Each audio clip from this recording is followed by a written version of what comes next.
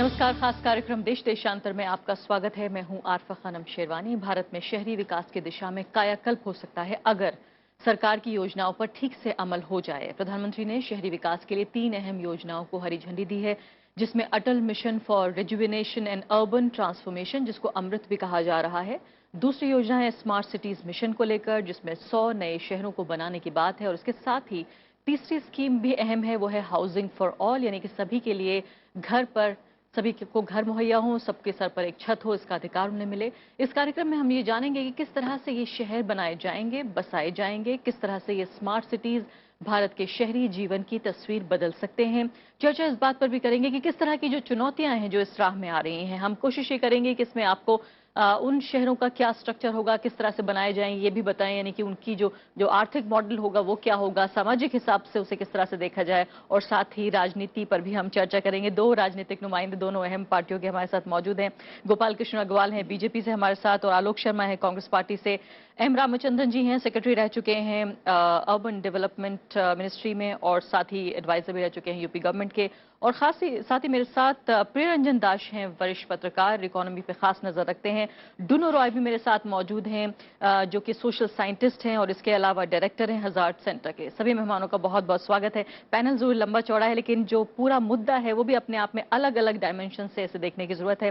सबसे पहले गोपाल कृष्ण अग्रवाल जी, मैं आपके साथ शुरुआत करना चाहती हूँ कि ये बताइए फिलहाल कि ये जो 100 शहर बनाने की बात हो रही है, इसके लिए हम जानते हैं कि 2014 में ही बजट अलॉट कर दिया गया, लेकिन एक पूरा साल लगा रोड मैप देने में। क्यों इतना वक्त लगा? क्या प्लानिंग नहीं हो पा रही थी?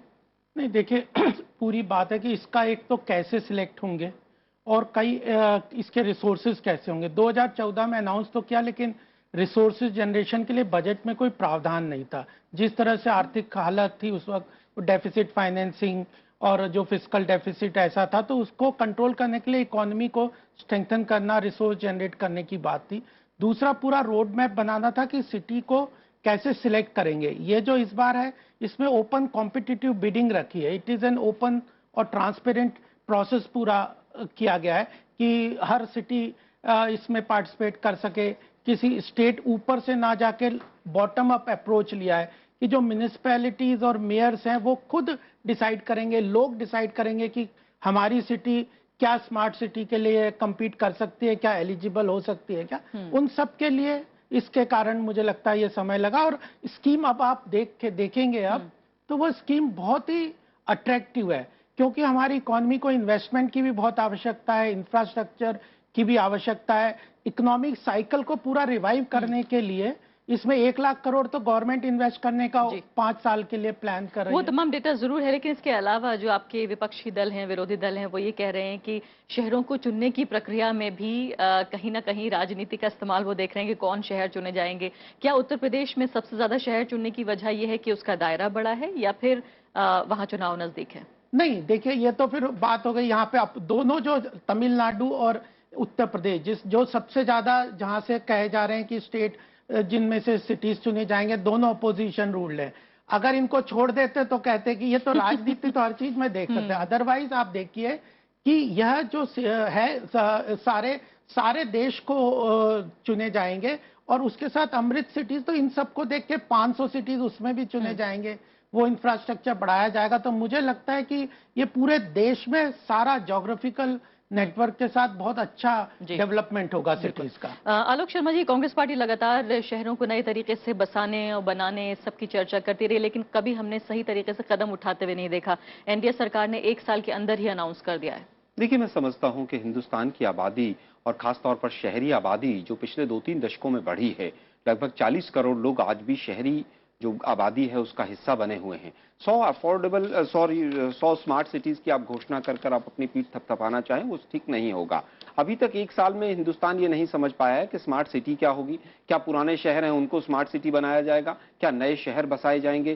क्या जो स्लम एरियाज हैं उनमें उनको भी कोई फायदा होगा कि नहीं होगा?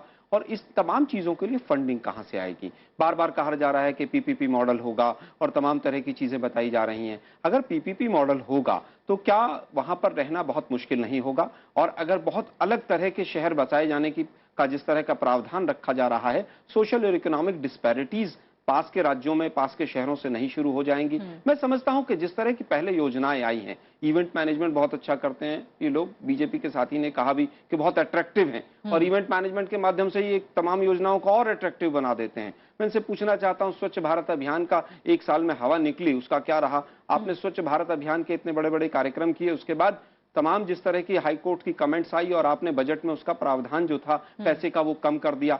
बेटी बचाओ बेटी पढ़ाओ का जो नारा आया, उसके बाद क्या किया आपने? वुमेन एंड चाइल्ड डेवलपमेंट जो मिनिस्ट्री थी उसका आपने बजट घटा दिया। मुद्दे पर रहे तो अच्छा रहेगा। मैं कहना चाहता हूं, मेक इन इंडिया कहां गया? बुलेट ट्रेन भी चली थी थोड़े दिन पहले, उसका क्या हुआ?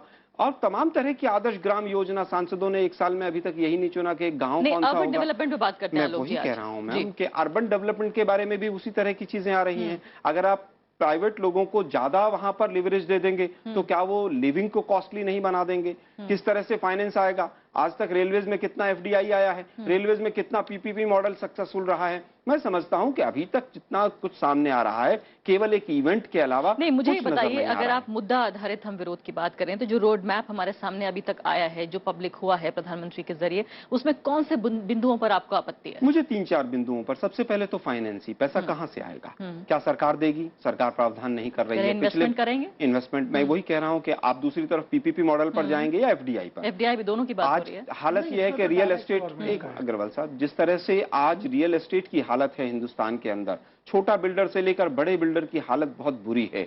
आप बैंक से लोन लेंगे क्या? बैंक्स आज की तारीख में बिल्डर्स को लोन देने से पीछे हट रहे हैं। अगर बैंक ज्यादा लोन देंगे उन बिल्डर्स को तो एनपीए बढ़ेगा बैंक्स का। एनपीए अगर बैंक का बढ़ेगा तो इकोनॉमिक सिस्टम पूरी तरह से, आरबीआई वहां पर क्वेश्चन मार्क लगाएगा। मैं समझता हूं पूरी तरह से वहां पर जो पिक्चर है फाइनेंस के मामले में, न सरकार को क्लियर है, न फाइनेंसर्स को क्लियर है, न डेवलपर्स को क्लियर है। दूसरा एफडीआई का मुद्दा आता है। क्या एफडीआई अभी तक रेलवेज में आया है? क्या तमाम इंफ्रास्ट्रक्चर के प्रोजेक्ट्स में आया है? और नहीं आने का कारण है कि लॉन्ग जेस्टेशन पीरियड है, लंबा समय लगेगा। कोई अगर विदेश से आकर निवेश करता है और लंबे समय में उसको रिटर्न की उम्मीद आती है तो वो पैसा यहां पर नहीं लगाएगा। मैं समझता हूं कि अभी तक फाइनेंस, वेस्ट मैनेजमेंट, वाटर की प्रॉब्लम, इलेक्ट्रिसिटी कहां से मिलेगी उन सिटीज को, तमाम तरह के इश्यूज हैं। चलिए मैं आती हूँ, आपने कई सवाल, हुआ है। जी हाँ, काफी अच्छे और कई सवाल आपने उठा दिए। मैं आती हूँ आपकी तरफ, दूसरे पैनलिस्ट की राय भी ले लेती हूँ। गोपाल कृष्ण अग्रवाल जी से तो पूछूंगी मैं, इसके अलावा रामचंद्रन जी ये बताइए, आपने सरकार के साथ नजदीकी से काम किया है, आप समझते हैं कि किस तरह से इन योजनाओं को अमल में लाया जाएगा, किस तरह से इनको सड़क पर उतारा जाएगा? आपको क्या दिक्कत नजर आती है? इसके कॉन्सेप्ट में कोई दिक्कत है, या अमली जामा पहनाए जाने में दिक्कत है, या आलोक जी जैसे सवाल उठा रहे हैं उससे आप क्या सहमत हैं? मैं राजनीतिक तरीके से इस पर टिप्पणी नहीं करूंगा, चूंकि शहरी विकास में काम करने का मुझे मौका मिला है और अपने करियर में भी कई जगह देखने का अवसर मिला है। ये बात सही है कि हमारे शहरों की ओर जितना ध्यान देना चाहिए उतना ध्यान दे नहीं पाया है, और शायद पहली बार है कि इतना अधिक धनराशि का प्रावधान भारत सरकार द्वारा करने की व्यवस्था है। अब इसके बाद ये प्रश्न ये है कि राज्य सरकार किस हद तक इसको आगे ले जा पाएंगे और लोकल बॉडीज कितना इसमें सहभागिता दे करके और कुछ अपनी तरफ से भी संसाधन जुटा करके कार्य कर पाएंगे। मैं तुलना करूंगा कि इससे पहले के मिशन में 66,000 करोड़ भारत सरकार ने लगभग 7 या 9 साल की अवधि में उपलब्ध करा दिया था। वो भी पूर्ण रूप से हमारे राज्य और शहर इस्तेमाल नहीं कर पाए थे। अब लगभग 4 लाख करोड़ के व्यवस्था के बारे में 3 योजनाओं को मिला करके इसके बारे में इंडिकेशन है। तो सवाल ये है कि ये बात सही है कि सारा सरकार ही स्वयं धनराशि ला नहीं पाएंगे। यद्यपि भारत सरकार ने इसको शुरुआत कर रखा है, राज्य सरकार कुछ और धनराशि दे सकते हैं, लेकिन अन्य माध्यमों से, चाहे वो प्राइवेट पार्टिसिपेशन हो, डेट हो या म्युनिसिपल बॉन्ड्स हो, इस तरह के नए नए साधन को अपना, क्योंकि कब तक लोकल बॉडीज को सपोर्ट ही देते रहेंगे। लोकल बॉडीज को स्वयं भी, अगर हम इसको 3rd लेवल ऑफ गवर्नेंस कहते हैं, और गवर्नेंस की ओर उनको आगे बढ़ना चाहिए, कुछ संसाधन अपनी तरफ से भी जुटाना चाहिए। तो मैं समझता हूं कि चूंकि आधारभूत सुविधाओं पर बल है, तीनों कार्यक्रमों का हमें अलग अलग तरीके से देखना पड़ेगा। स्मार्ट सिटी तो एक शुरुआत है 100 सिटीज को बनाने का, 4000 के ऊपर सिटीज है, उसमें से 100 के ऊपर ही इसमें जोर है। अमृत के अंतर्गत 500 सिटीज पर ध्यान है कि कैसे जो देखते हैं, आपने बड़ा अच्छी बात कही है कि इतने सारे शहरों में 100 शहरों को अगर अलग से बसा देंगे, तो जिस बात का जिक्र आलोक शर्मा कह रहे हैं वो ये कह रहे हैं कि कहीं ना कहीं जो डिस्पैरिटी इकोनॉमिक या सामाजिक नजर आएगी, जो असमानता नजर आएगी, उसकी भरपाई कैसे होगी? क्या अलग से कोई वो तो नहीं बन सकता? टापू तो नहीं बन सकते मैं 100 समझता शहर। हूँ कि उसके तरीके स्कीम को डिटेल में पढ़ना आवश्यक है, क्योंकि उसमें ये नहीं कहा गया कि ग्रीनफील्ड सिटी ही बनाना है। उसमें 3-4 तरीके से कार्य उसमें होना है, जिसको कहते हैं अंग्रेजी में रिट्रोफिटिंग, रीडेवलपमेंट, एरिया डेवलपमेंट, और एक कार्यक्रम किसी एक मुद्दे को लेकर के वो पूरे शहर में करने की आवश्यकता है। अब ये देखिए कि जैसे पानी की व्यवस्था है, कई हमारे शहर आज भी इस प्रकार के हैं जहां पर प्रतिदिन निश्चित घंटों तक पानी दे नहीं पाता है। तो अगर टेक्नोलॉजी का इस्तेमाल करके और इसमें से कुछ निवेश का इस्तेमाल करके अगर कम से कम जहां पर पानी की बहुत कमी है 2 घंटे 4 घंटे पानी निश्चित समय देना सुनिश्चित करते हैं, और उसमें शहर में रहने वाले सभी व्यक्तियों को पानी के लिए एक्सेस सुनिश्चित कराते हैं, जो अमृत में एक लक्ष्य है, तो उस हद तक उसमें तब्दीली आ सकता है।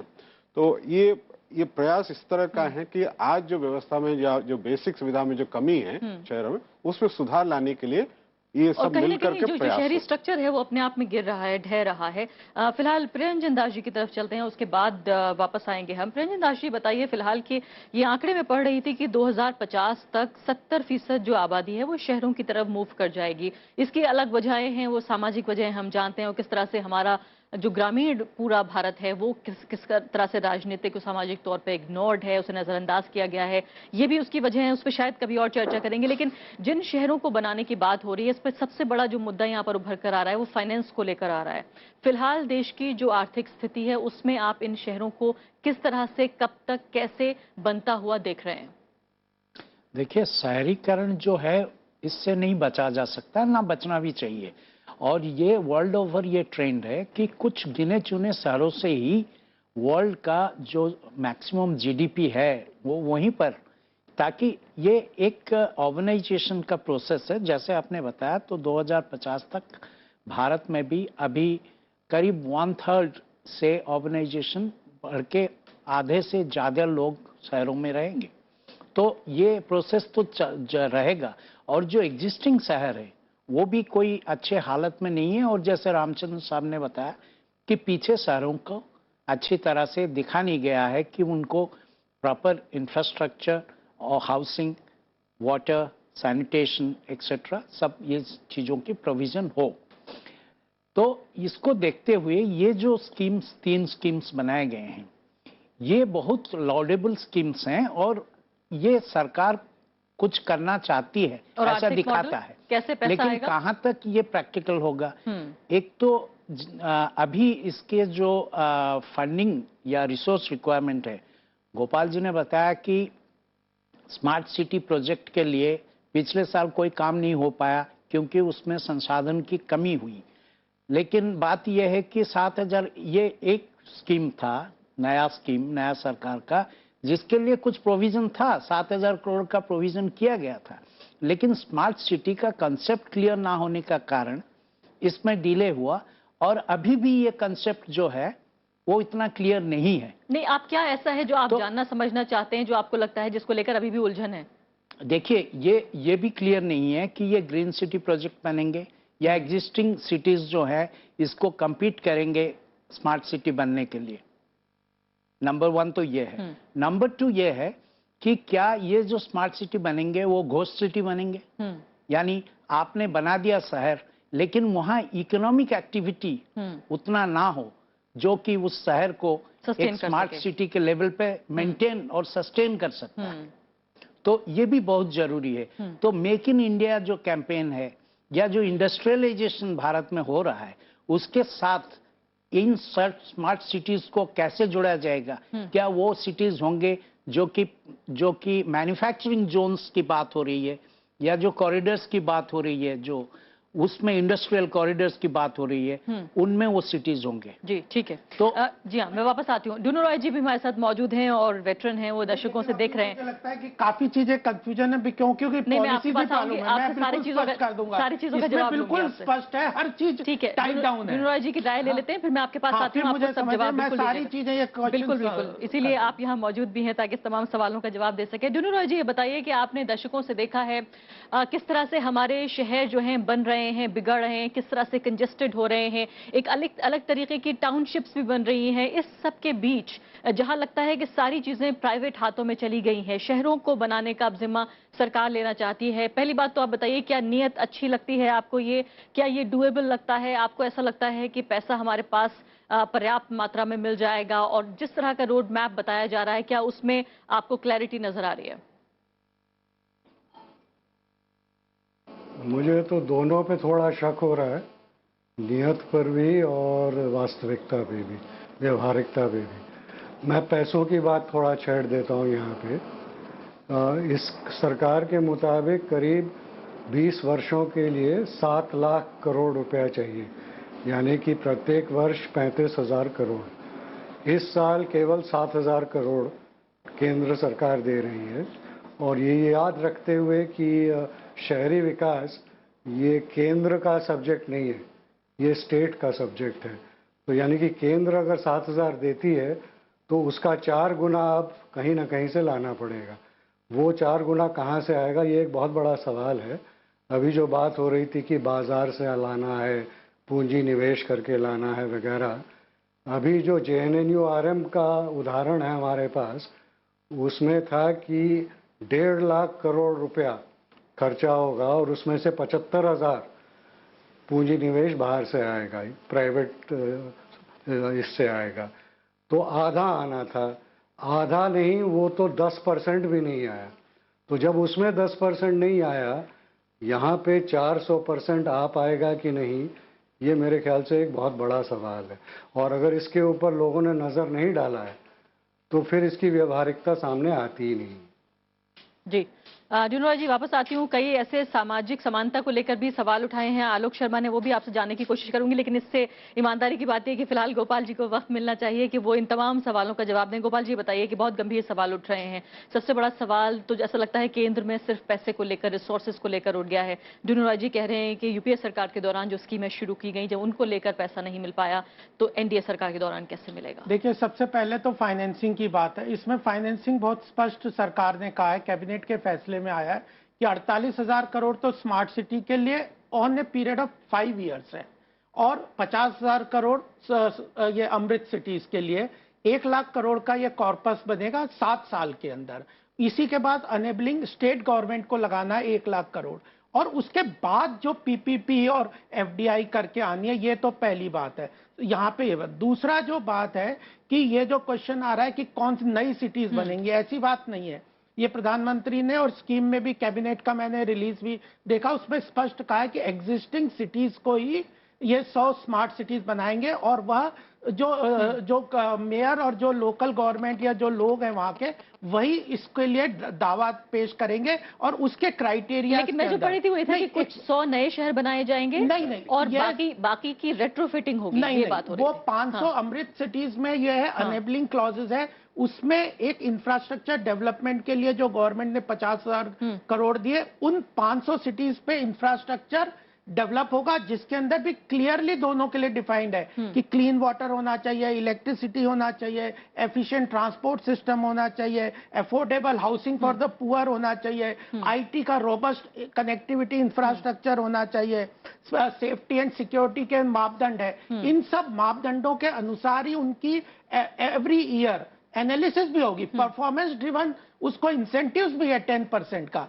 तो बहुत अच्छी स्कीम है। 500 सिटीज में इंफ्रास्ट्रक्चर डेवलप होगा, उन्हीं में से या नए सिटीज में से, या जो नए एग्जिस्टिंग सिटीज में, उसके अलावा उन 500 में से 100 स्मार्ट सिटीज बनेंगे, उनको अलग से फंड मिलेगा। और सबसे बड़ी बात है, आप एफडीआई की बात करें, आज ही एक रिपोर्ट आई है वॉल स्ट्रीट जर्नल की, जिसने स्पष्ट कहा है कि भारत वर्ल्ड के टॉप 10 एफडीआई अट्रैक्टिंग उसमें बन गया। तो ये जो 1 साल की मेहनत है, या मोदी जी का पूरा विदेश दौरा है, मेरे ख्याल से उसने काफी अच्छा इनेबलिंग एनवायरनमेंट किया है। और मैंने सबसे पहली बात की थी कि ये आज इन्वेस्टमेंट की साइकिल के लिए, प्राइवेट इन्वेस्टमेंट जनरेट करने के लिए डिमांड गवर्नमेंट को क्रिएट करनी पड़ेगी। तो ये 1 lakh crore plus state government का plus FDI and PPP model से, यह सब मिला के 5 साल में ये 4-5 लाख करोड़ की जो बात है बन जाएगा, हो जाएगी। और क्लियर मॉडल है, जिसके साथ एवरी ईयर इन ठीक है। सिटीज को एनालाइज किया आलोक जाएगा। शर्मा जी, बताइए कि क्राइटेरिया business मैट्रिक्स भी जी है, हाँ। ये मैट्रिक्स दे रहे हैं कि मैं किस आती हूँ वापस मैट्रिक्स में वो मेहमानों से और भी कैसे बात करना है। बिजनेस अपॉर्चुनिटीज जो हैं आईटी सेक्टर के लिए अच्छी खासी डेवलप होंगी, एक पॉजिटिव माहौल तैयार हो रहा है, कह रहे हैं गोपाल जी। इसके अलावा बहुत सारी नौकरियों की बात हो रही है, जो आईटी ड्रिवन जॉब्स हैं वो भी तैयार होगी। देखिए मैम, पैसे के बारे में तो ललित मोदी जी की पार्टी है, कुछ भी हो सकता है, कुछ भी आ सकता है। लेकिन पिछले एक साल में आप बता दीजिए दिल्ली के अंदर आपने क्या किया, आपका प्रियंका जी को शासन भी था। देते हैं वो। उसके बाद आप मुझे बता दीजिए कि यूपी, बिहार और वेस्ट बंगाल हिंदुस्तान की 40% पॉपुलेशन रहती है। आपने अगर एक उद्योग भी स्थापित किया हो या एफडीआई से हुआ हो तो मैं अग्रवाल साहब के सारे दावों को ठीक मान लूंगा। हम आज विरोध के लिए विरोध नहीं कर रहे हैं, हम बेसिक मुद्दे उठा रहे हैं। जैसा कि सर ने भी बताया कि यूपीए के समय में भी एफडीआई, क्योंकि लॉन्ग जेस्टेशन पीरियड है, लंबा समय है, किसी भी इन्वेस्टर को पैसा वापस आने के लिए या मुनाफा आने के लिए वो पैसा नहीं लगाएगा। लगभग 11% मात्र आया था। और जिस तरह की 3 योजनाओं का अभी रामचंद्रन साहब ने जिक्र किया है, वो तो तमाम चीजें वही हैं जो जवाहरलाल नेहरू अर्बन मिशन का जो प्रोग्राम था, राजीव आवास योजना थी, अफोर्डेबल मिशन था। उन तीनों चारों को जोड़कर आपने अटल और अमृत और पता नहीं कौन कौन सी चीजें पैक कर दी हैं आपने। उसके अलावा कुछ नहीं है उसके अंदर। मैं केवल ये 3-4 सवाल पूछना चाहता हूं। आप कहते हैं कॉर्पोरेशन की पावर क्या रहेगी? वो स्मार्ट सिटीज, वैसे तो अग्रवाल साहब कह रहे हैं कि पुराने शहरों को ही बसाया जाएगा, लेकिन उनको कंसेप्ट क्लियर नहीं है। आज के तमाम अखबार पढ़िए और जनसत्ता का फ्रंट पेज पढ़ लीजिए, उस पर क्लियरली लिखा हुआ है कि नए 100 शहर बसाए जाएंगे। खैर, उस विवाद में मैं नहीं जाना चाहता। और कुछ शहरों की रेट्रोफिटिंग भी एग्जैक्टली हाँ। मैं केवल ये जानना चाहता हूं कि 73rd 74th अमेंडमेंट जो कॉन्स्टिट्यूशन का था, क्या उसको बगैर बदलाव किए, क्योंकि स्टेट सब्जेक्ट है, आप उसमें क्या कदम उठा पाएंगे? आपके पास लैंड एक्विजिशन बिल अभी लटका हुआ है, आप 100 स्मार्ट सिटीज के लिए लैंड कहां से लेंगे अगर कोई राज्य मना कर देगा कि मुझे लैंड नहीं देनी है आपको? मैं बहुत सारे सवाल ऐसे हैं। म्युनिसिपल कॉर्पोरेशन जो वहां पर एग्जिस्टिंग है, किया है तो आगे मुश्किलें हल होती चली जाएंगी। मैं तो कह ही रहा हूं, पिछला देखिए आदर्श ग्राम योजना इन्होंने 1 साल पहले शुरू की थी, हजारों करोड़ रुपए एडवर्टाइजमेंट पे पूरे फुल पेज ऐड आए इनके कि साहब आदर्श ग्राम योजना आएगी। 21% सांसदों ने 1 साल के अंदर केवल मात्र राज्यों के अंदर गांवों का चयन कर पाए हैं। ये भी अच्छी बात है कि सरकार इच्छा शक्ति दिखा रही है। रामचंद्रन जी, ये बताइए कि तीनों जो स्कीमें आपको नजर आ रही हैं अर्बन डेवलपमेंट की, इसमें किस तरह से हम आपस में बांध किस तरह से ये आपस में कनेक्टेड आपको नजर आती हैं, जो पूरा ट्रांसफॉर्मेशन कर देंगी अर्बन इंडिया का? तीनों आपस में कनेक्टेड है ही। मेरे ख्याल में चूंकि कल ही इसके स्कीम के बारे में डिटेल्स कल ही लॉन्च हुआ है, उसको पढ़ने की आवश्यकता है। स्मार्ट सिटी में भी ये कहा गया है कि जो स्मार्ट सिटी का जो कार्यक्रम नीचे से बनेगा, उसमें अमृत के अंतर्गत जो कार्य अगर होना है वो भी शामिल होगा और हाउसिंग से जैसे मैं छोटी सी बात जानना चाहती हूँ कि हाउसिंग फॉर ऑल, सबके लिए घर मुहैया हो, और स्मार्ट सिटी, क्या उन स्मार्ट सिटीज में गरीबों के लिए भी घर होंगे? नहीं, हाउसिंग फॉर ऑल का जो कार्यक्रम है वो बहुत बृहद कार्यक्रम है। 2 करोड़ घर बनाने हैं 2022 तक पूरे देश में, शहरों में। तो घर बनाने का कार्य उसके अंतर्गत लिया गया है। लेकिन घर बनाने के लिए जो व्यवस्था करने की आवश्यकता है, उसमें क्या स्मार्टनेस लाया जा सकता है, वो स्मार्ट सिटी के अंतर्गत जो कार्य होना है वो किया जा सकता है। तो दोनों में कोई क्लैश नहीं है, क्योंकि जो क्लैश है। नहीं, मुझे पूरा करने दीजिए। 2 करोड़ के जो आप बता रहे हैं, 4000 प्लस शहरों में ये काम होना है। उसमें से 100 शहर स्मार्ट सिटीज होंगे, वो भी 20 इस वर्ष होंगे, 40 अगले वर्ष चुना जाएगा, फिर 40 उसके बाद के वर्ष में। अमृत के अंतर्गत भी ये कहा गया है कि 500 शहरों को लेंगे जो 1 लाख के अधिक आबादी वाले हैं। लेकिन मुख्य रूप से स्मार्ट सिटी, चूंकि कोर कार्यक्रम वो है 100 सिटीज तक का, उसके अंतर्गत अमृत के साथ तालमेल रख करके, और जो स्वच्छ भारत का जो कार्यक्रम है, सभी के लिए मकान का कार्यक्रम, ये सब इसमें सम्मिलित होकर के चलेगा। ठीक है, चलिए आखिरी मेरे पास कुछ सिर्फ 1 मिनट बचा हुआ है। डूनो रॉय जी, ये बताइए फिलहाल की जो इस पूरे ही योजना का जो क्रक्स है, जो एक केंद्र बिंदु है, वो है टेक्नोलॉजी, कि टेक्नोलॉजी के जरिए हम शहरों को जोड़ेंगे, एक अलग तरह के शहर बनेंगे। दूसरे मुल्क भी इसका एक्सपेरिमेंट कर चुके हैं, उससे भी सबक लेंगे। किस तरह से जो तजुर्बा है हमारी शहरी जिंदगी का, वो किस तरह बदल सकता है? टेक्नोलॉजी क्या करेगी? टेक्नोलॉजी बहुत कुछ कर नहीं सकती पैसा कमाने के अलावा। और बात उसमें वो अभी पैसों की आ रही थी, JNNURM ने, सरकार ने कहा था हम 1 रुपया देंगे और 1 रुपया जिसके पास पैसा है वो देगा, 1 के बराबर 1। अब ये सरकार कह रही है कि हम 1 रुपया देंगे और 4 रुपया धनाढ्य वर्ग देगा। तो ये किसके लिए बन रहा है? पिछले साल हमारे जो वित्त मंत्री हैं उन्होंने कहा था ये शहर नव धनाढ्य वर्ग के लिए बन रहे हैं। इस साल प्रधानमंत्री ने कहा है कि ये गरीब के लिए बन रहे हैं। तो ये किसके लिए बन रहे हैं, ये एक बहुत बड़ा सवाल है। लेकिन जो 4 रुपया देगा वो अवश्य इसमें से अपना वसूलेगा और अपनी तिजोरी भरेगा। प्रियरंजन जी, लास्ट वर्ड। जी, मैं और एक चीज के तरफ ध्यान आकर्षित करना चाहता हूं कि जो गांव में भी अभी जो लेटेस्ट जो या बल्कि पहला सोशियो इकोनॉमिक कास्ट सर्वे हुआ है, उसके तहत ये पता चल रहा है कि गांव में भी करीब 1/3 ऐसे फैमिलीज हैं, परिवार हैं, जिनके पास सिर्फ एक कमरे का कच्चा मकान है। क्या वो लोग ये शहरों में आके बसने तक वेट करेंगे, या उनके लिए कोई कुछ हाउसिंग का भी कार्यक्रम होगा? समय समाप्त हो गया। अगर वो राज्य सरकार उसको करेंगे तो मैं कहना चाहता हूं केवल आखिरी बात जी, कि राजीव जी के समय पे 1988 में इंडस्ट्रियल ग्रोथ रेट जो डेवलपमेंट अप्रोच आई थी कि डिस्ट्रिक्ट्स को डेवलप किया जाएगा, और उससे पहले द्वितीय पंचवर्षीय योजना में कि इंडस्ट्रियल टाउन लगेंगे और उसके चारों तरफ शहर बसेगा, वो इकोनॉमिकली और सोशली वायबल कार्यक्रम खत्म करना होगा। फिलहाल यहाँ पर समय समाप्त हो गया है। सभी मेहमानों का बहुत बहुत शुक्रिया। कार्यक्रम में सभी पैनलिस्ट के जरिए तमाम तरह के सवाल उठाए गए हैं। उम्मीद ये की जा सकती है कि आने वाले दिनों में जिस तरह की इच्छा शक्ति सरकार के अंदर नजर आ रही है, इन सवालों के जवाब भी जल्द ही उपलब्ध होंगे। इसी के साथ अभी के लिए इतना ही। नमस्कार।